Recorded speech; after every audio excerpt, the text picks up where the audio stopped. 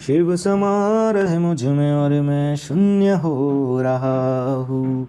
जय बोले दोस्तों, भोलेनाथ सबके साथ। तो गुरु भाई के 440 वोल्ट करंट अफेयर इस यूट्यूब चैनल में आप सभी का स्वागत है दोस्तों। तो दोस्तों आज दिनांक 2 मई 2022 के महत्वपूर्ण करंट अफेयर डिस्कस करेंगे। तो चलिए शुरू करते हैं गुरु भाई की जानदार जबरदस्त जिंदाबाद लाजवाब 2 मई 2022 के महत्वपूर्ण करंट अफेयर्स दोस्तों। तो दोस्तों हाल ही में 1 मई को अंतर्राष्ट्रीय श्रम दिवस के रूप में मनाया गया। इंटरनेशनल लेबर डे के रूप में 1 मई को मनाया गया दोस्तों। तो इंटरनेशनल लेबर ऑर्गेनाइजेशन का हेडक्वार्टर कहा गया है दोस्तों, तो जेनेवा स्विट्जरलैंड में है इंटरनेशनल लेबर ऑर्गेनाइजेशन का हेडक्वार्टर। और इसकी स्थापना कब हुई थी? 1919 में हुई थी, जिसके आईओएल के करंटली अध्यक्ष कौन है दोस्तों? गिलबर्ट होंगबो जी। और दोस्तों इंटरनेशनल लेबर ऑर्गेनाइजेशन के अध्यक्ष के पद पर आने वाले यह पहले अफ्रीकी भी बन गई है दोस्तों, गिलबर्ट होंगबो जी। और दोस्तों वह टोंगा देश के हैं गिलबर्ट होंगबो जी। और 1969 में इंटरनेशनल लेबर ऑर्गेनाइजेशन को नोबेल पीस प्राइज़ भी मिला था दोस्तों।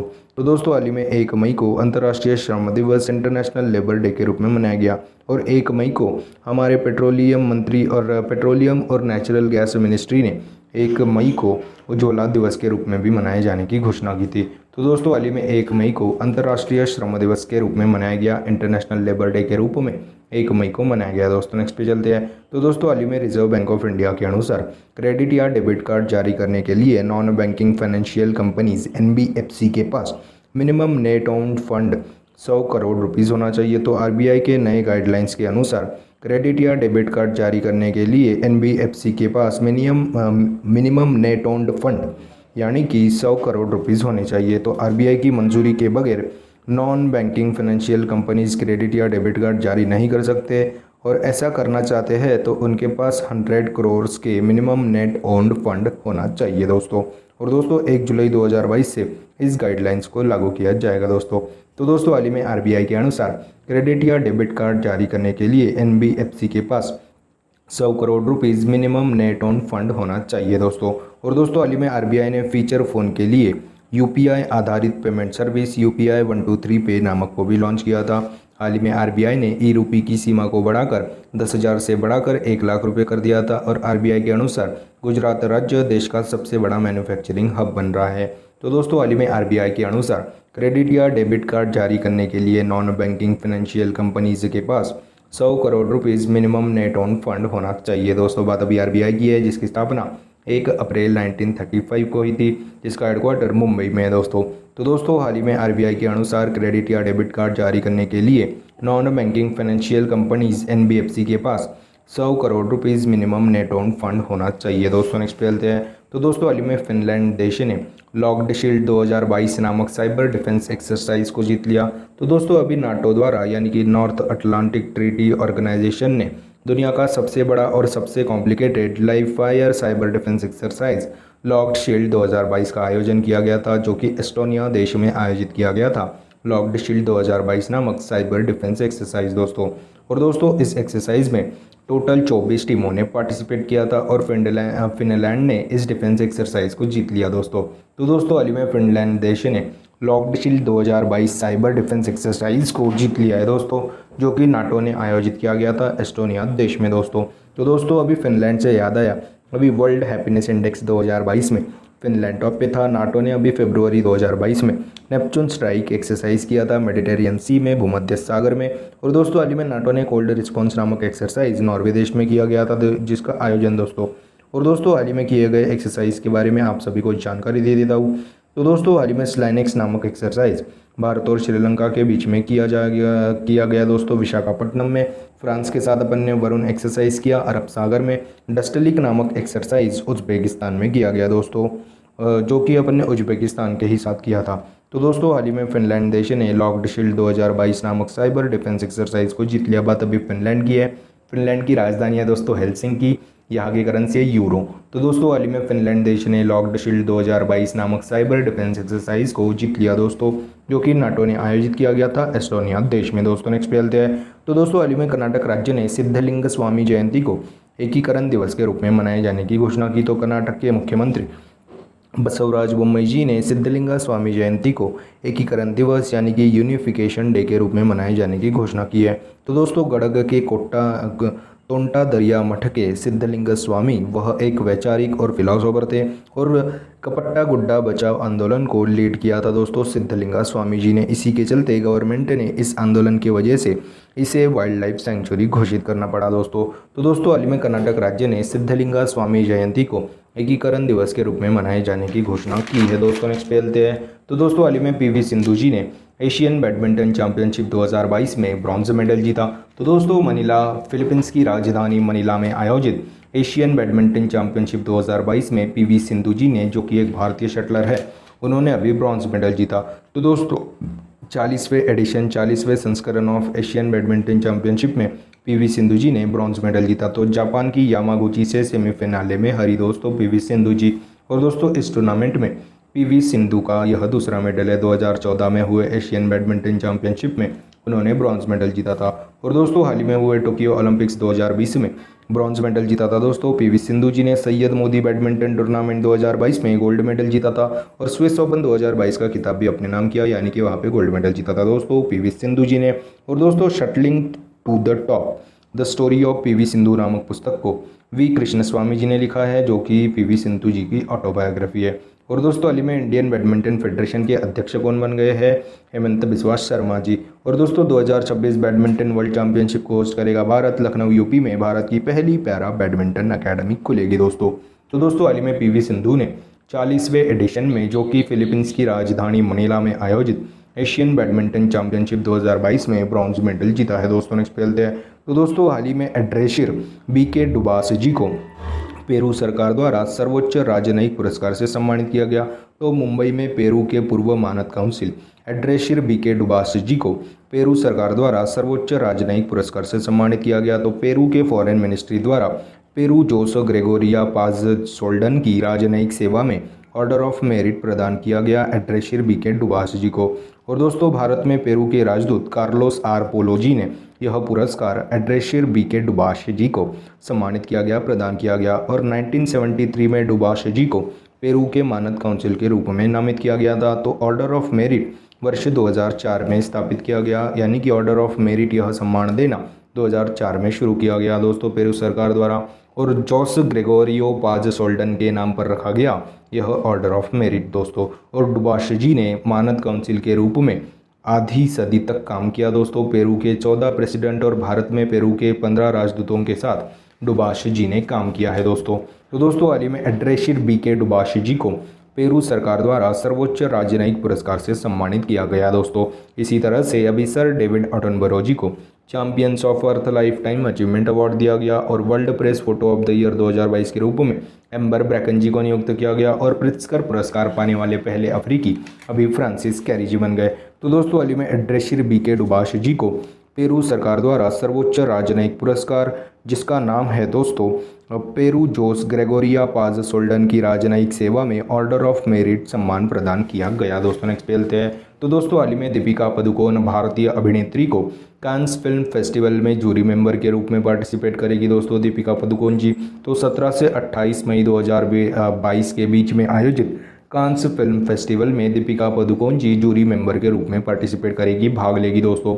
तो दोस्तों यह कांस फिल्म फेस्टिवल का 75th एडिशन है दोस्तों, यानी कि अमृत महोत्सव है कांस फिल्म फेस्टिवल का। इसी में अभी दीपिका पादुकोण भारतीय अभिनेत्री को एज अ जूरी मेंबर बुलाया गया है दोस्तों। और 1982 के कांस फिल्म फेस्टिवल में जूरी मेंबर के रूप में सेवा देने वाली पहली भारतीय मृणाल सेन जी थी। तो दोस्तों हाल ही में दीपिका पादुकोण भारतीय अभिनेत्री को कांस फिल्म फेस्टिवल में जूरी मेंबर के रूप में बुलाया गया है। वह Deepika Padukone ji Cannes film festival में as a jury member participate करेगी दोस्तों। नेक्स्ट खेलते हैं। तो दोस्तों हाल ही में स्पेस सैटेलाइट्स के अगेंस्ट मिसाइल टेस्टिंग पर प्रतिबंध लगाने की घोषणा करने वाला पहला देश अमेरिका बन गया। तो दोस्तों हमारी अमेरिका की पहली महिला उपराष्ट्रपति कौन बन गई थी हाल ही में? कमला हैरिस जी। वह राष्ट्रीय अंतरिक्ष परिषद की अध्यक्ष भी है। तो दोस्तों उन्होंने ही अभी हाल ही में घोषणा की है कि स्पेस सैटेलाइट्स के अगेंस्ट मिसाइल टेस्टिंग पर प्रतिबंध लगाने वाला पहला देश अमेरिका बन गया है दोस्तों।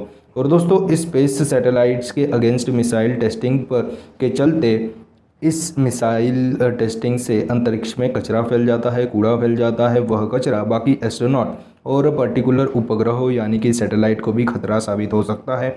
इसीलिए स्पेस सैटेलाइट्स के अगेंस्ट मिसाइल टेस्टिंग पर प्रतिबंध लगाने की घोषणा करने वाला पहला देश अमेरिका बन गया। और दोस्तों अमेरिका, रूस, चाइना, भारत समेत कई देशों ने इस तरह की मिसाइल टेस्टिंग की है और स्पेस में पूरा कचरा फैला दिया है। और दोस्तों इस कचरे से एस्ट्रोनॉट को काफ़ी खतरा है, इसीलिए यह अभी हाल ही में स्पेस सैटेलाइट्स के अगेंस्ट मिसाइल टेस्टिंग पर प्रतिबंध लगाने की घोषणा करने वाला अमेरिका पहला देश बन गया है। दोस्तों नेक्स्ट पे चलते हैं। तो दोस्तों हाल ही में फसल वर्ष क्रॉप ईयर 2022-23 के लिए food production target 328 million ton रखा गया है। तो दोस्तों हमारे कृषि मंत्री नरेंद्र सिंह तोमर जी ने कृषि पर नेशनल कॉन्फ्रेंस खरीफ अभियान 2022 का उद्घाटन किया। इसी कॉन्फ्रेंस में फसल वर्ष क्रॉप ईयर 2022-23 के लिए food production target 328 million ton रखा गया है। दोस्तों नेक्स्ट पे चलते हैं। तो दोस्तों हाल ही में इंटरनेशनल फूड एंड हॉस्पिटैलिटी मेला, इसका नाम रखा गया है आहार 2022 का आयोजन नई दिल्ली में किया गया। तो एशिया का सबसे बड़ा इंटरनेशनल फूड एंड हॉस्पिटैलिटी मेला आहार 2022 का आयोजन नई दिल्ली में किया गया है। तो 26 से 30 अप्रैल 2022 के बीच में एशिया का सबसे बड़ा अंतर्राष्ट्रीय फूड एंड हॉस्पिटैलिटी मेला आहार 2022 का आयोजन नई दिल्ली में किया गया है। दोस्तों जिसका आयोजन किसने किया है दोस्तों? एपेडा यानी कि agricultural and processed food production export development authority द्वारा आयोजित इंटरनेशनल फूड एंड हॉस्पिटैलिटी मेला 2022 आहार 2022 का आयोजन नई दिल्ली में किया गया, जिसका 36वां संस्करण 2022 में 26 से 30 अप्रैल 2022 के बीच में आयोजित किया गया नई दिल्ली में। तो दोस्तों हाल ही में इंटरनेशनल फूड एंड हॉस्पिटैलिटी मेला, जिसका नाम रखा गया है आहार 2022 का आयोजन नई दिल्ली में किया गया है। दोस्तों नेक्स्ट पे चलते हैं। तो दोस्तों हाल ही में चाइना देश ने शेंझऊ 13 नामक सबसे लंबा मानवयुक्त अंतरिक्ष मिशन का रिकॉर्ड बना दिया। तो दोस्तों अभी चाइना देश ने शेंझऊ 13 नामक सबसे लॉन्गेस्ट मैनमेड स्पेस मिशन के लिए उन्होंने अपना ही रिकॉर्ड तोड़ दिया। तो 3 चाइनीज एस्ट्रोनॉट स्पेस में टोटल 183 दिनों तक स्पेस में थे और 183 दिनों के बाद पर पृथ्वी पर लौटे हैं दोस्तों 3 चाइनीज एस्ट्रोनॉट। अक्टूबर 2022 में शेंझऊ 13 नामक मिशन को लॉन्च किया गया था और वह अभी 183 दिनों के बाद पृथ्वी पर लौटे हैं दोस्तों। तो दोस्तों इसी तरह चाइना देश ने शेंझऊ 13 नामक सबसे लंबा मानवयुक्त अंतरिक्ष मिशन सक्सेसफुली कंप्लीट कर एक नया रिकॉर्ड बनाया है। दोस्तों नेक्स्ट पे चलते हैं। तो दोस्तों हाल ही में वर्ल्ड बैंक की एक रिपोर्ट के अनुसार डेली एक्सपेंडिचर लिमिट $1.90 है, ऐसी घोषणा की है। तो दोस्तों भारत में 145 रुपये जो रोज़ कमाता है वो अत्यधिक गरीबी में आते हैं, ऐसी रिपोर्ट वर्ल्ड बैंक की एक रिपोर्ट के अनुसार डेली एक्सपेंडिचर लिमिट 145 रुपये यानी कि $1.90 है, ऐसी घोषणा की। तो वर्ल्ड बैंक ने poverty in India has declined over the last decade but not as much as previously thought नामक रिपोर्ट में डेली एक्सपेंडिचर लिमिट, भारत के आम नागरिक की डेली एक्सपेंडिचर लिमिट $1.90 है, ऐसी घोषणा की है। यानी कि 145 रुपये जो रोज़ कमाता है वो अत्यधिक गरीबी में आता है दोस्तों। तो वर्ल्ड बैंक का हेडक्वार्टर कहाँ है दोस्तों? तो वॉशिंगटन DC में। तो दोस्तों हाल ही में वर्ल्ड बैंक की एक रिपोर्ट के अनुसार डेली एक्सपेंडिचर लिमिट $1.90 है, ऐसी घोषणा की है दोस्तों। तो यह थे 2 मई 2022 के महत्वपूर्ण करंट अफेयर्स। दोस्तों आज अपन क्या पढ़े उसकी एक बार रिवीजन कर लेते हैं। तो दोस्तों हाल ही में 1 मई को अंतर्राष्ट्रीय श्रम दिवस यानी कि इंटरनेशनल लेबर डे के रूप में मनाया गया।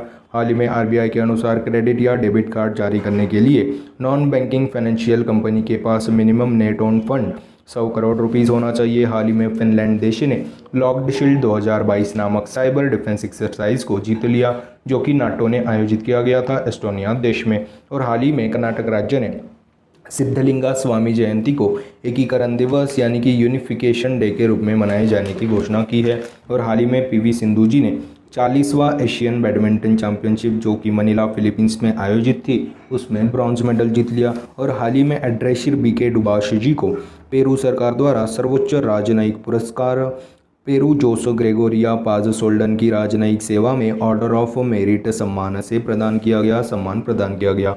और हाल ही में दीपिका पादुकोण भारतीय अभिनेत्री कांस फिल्म फेस्टिवल में जूरी मेंबर के रूप में पार्टिसिपेट करेगी। हाल ही में स्पेस सैटेलाइट्स के अगेंस्ट मिसाइल टेस्टिंग पर प्रतिबंध लगाने की घोषणा करने वाला पहला देश अमेरिका बन गया। हाल ही में फसल वर्ष क्रॉप ईयर 2022-23 के लिए food production target 328 million ton रखा गया है। हाल ही में इंटरनेशनल फूड एंड हॉस्पिटैलिटी मेला, जिसका नाम रखा गया है आहार 2022 का आयोजन 26 से 30 अप्रैल 2022 के बीच में नई दिल्ली में किया गया था। और हाल ही में चाइना देश ने शेनजाऊ 13 नामक सबसे लंबा मानवयुक्त अंतरिक्ष मिशन सक्सेसफुली लॉन्च कर दिया है, सक्सेसफुली पार पड़ दिया है। और दोस्तों हाल ही में वर्ल्ड बैंक की एक रिपोर्ट के अनुसार डेली एक्सपेंडिचर लिमिट, जो कि भारतीय आम नागरिक की डेली एक्सपेंडिचर लिमिट $1.90 है, ऐसी घोषणा की है। यानी कि 145 रुपये रोज जो कमाता है वो अत्यधिक गरीबी में आता है, ऐसी वर्ल्ड बैंक की एक रिपोर्ट के अनुसार मानना है। तो दोस्तों यह थे 2 मई 2022 के महत्वपूर्ण करंट अफेयर्स। आशा करता हूँ आपको पसंद आए होंगे।